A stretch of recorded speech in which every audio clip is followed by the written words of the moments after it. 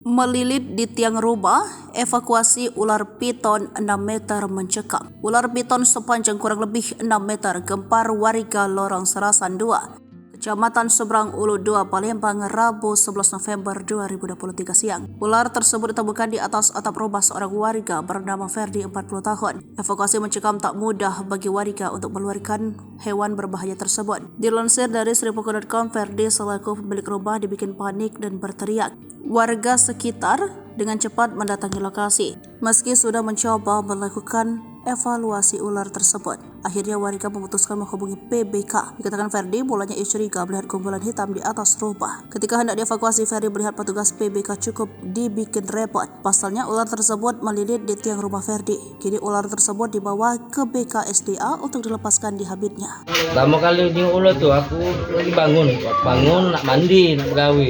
Tengok posisi ular tuh di pucuk atap kan. Langsung minta tolong biar keluarga tahu juga. Kalau kamu anggota ini damkar untuk segera dievakuasi. Ya, lebih kurang mungkin 5 meter lebih lah itu. Posisi ular tadi dalam keadaan cak mana tadi? Memang kita tengok tadi. Di atas, sudah di atas loteng itu, posisi di sudut di atasnya nian. Di atas loteng kayak. Ya. Ya. Oke, diperkirakan ular tuh kalau kita ketahui dari Jenis ya apa? dari mana? Datang dari mana? Mungkin dari semak-semak itu kan.